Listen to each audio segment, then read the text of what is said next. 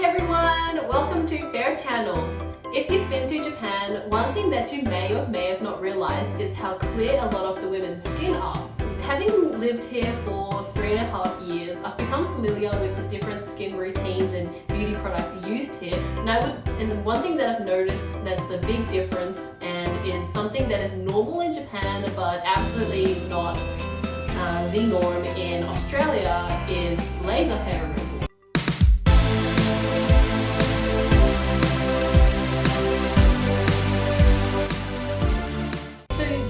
Generally two types of laser hair removal. One is like a permanent hair removal and the other one is temporary to semi-permanent. So in other words, it will either never grow back or it will grow back eventually, but you will probably see effects that your hairs are getting thinner or there will be less that grows. I know in Australia and in other parts like in the US, there are advocates for women not to be pressurized into certain beauty standards, and I think that empowerment is really important and something that should definitely be stressed more in Japan. Like I see ads for laser hair removal all the time, you know, in trains, in buses, on the street, and it sort of follows the same pattern, which I don't like, and it's usually something like, you know, you're less attractive when you have body hair. I don't think that should be something that should be ashamed on.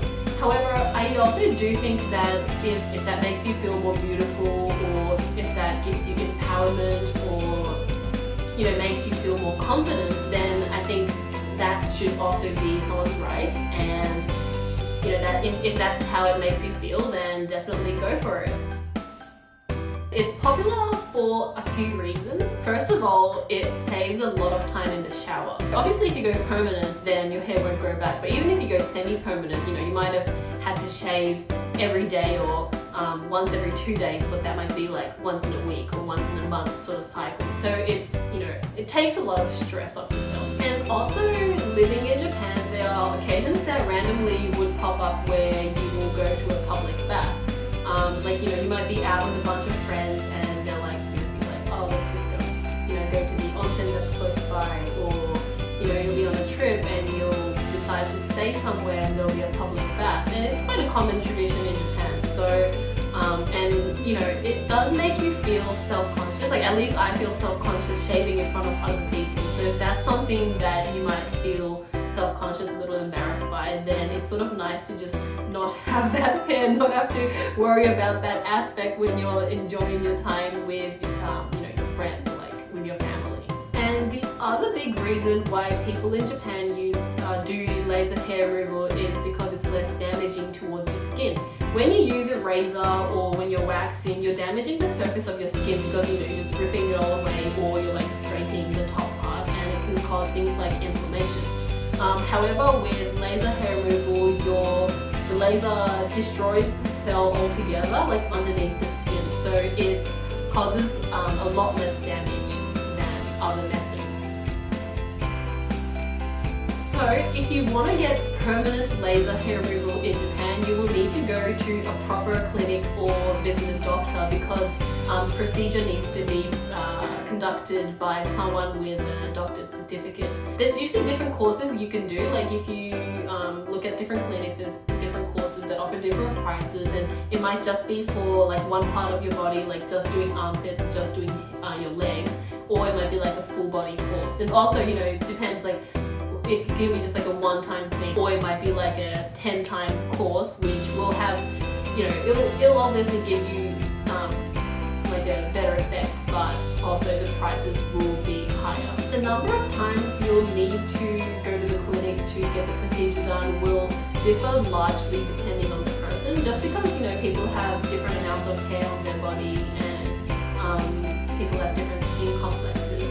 It usually works better when there's a contrast between your hair color and your skin color, which is probably why it works on a lot of Japanese people as well. They have like a, you know, fair skin complex and like darker hair. So if you have blonde hair, or if you have a darker skin complex, it might not work as well. However, just talking in general, I've been to a few clinics and they've generally told me that maybe like 3 to 4 times on legs or arms, places with less hair, will definitely give you a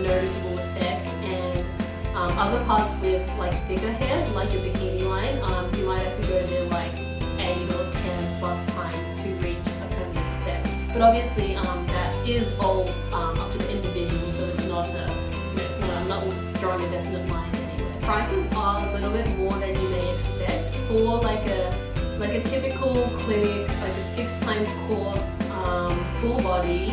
I would say like the baseline is, I've seen like 300,000 yen to be like on the very cheap side, but on the expensive side it can be like 600,000 yen. So it's not something that that you can just easily whip out of your pocket and go to. And also that's like full body. So if you just want to get one part of your body done, like I got my armpits done 6 times, permanent hair removal, and that only costed me 2,500 yen. I've seen definite promising effects. Like I would recommend 100%. Really hasn't grown back. So that's that was worth every cent. And that's not at some like weird, suspicious doctor or clinic. It was done by Kenon Beauty Clinic, which is one of Japan's most famous and well-known beauty clinics. So if that's what you're interested in, then check out the website.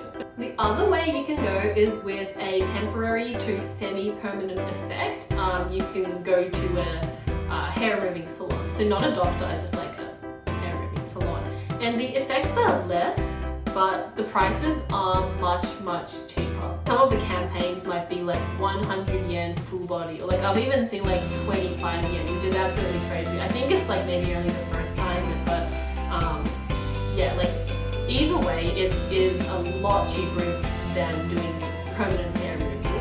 One thing that's a bit annoying is that you actually have to go there and get the procedure done, and sometimes bookings are hard to get and you have to take the time to go out there, and it can be a bit of a fuss.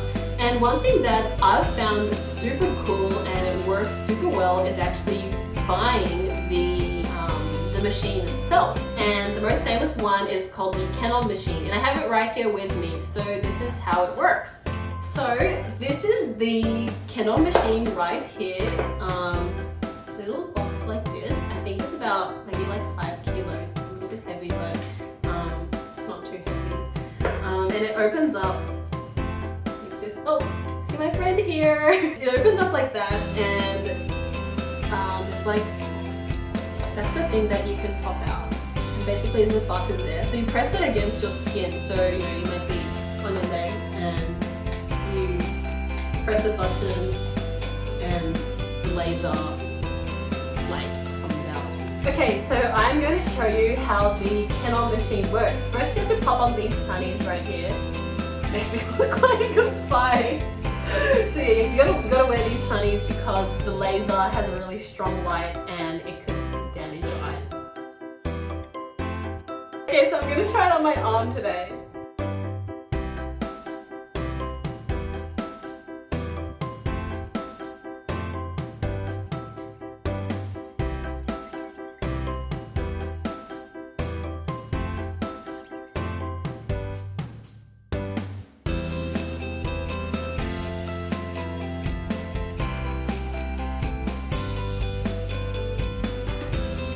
Okay, so that was just me introducing to you the Kenon machine.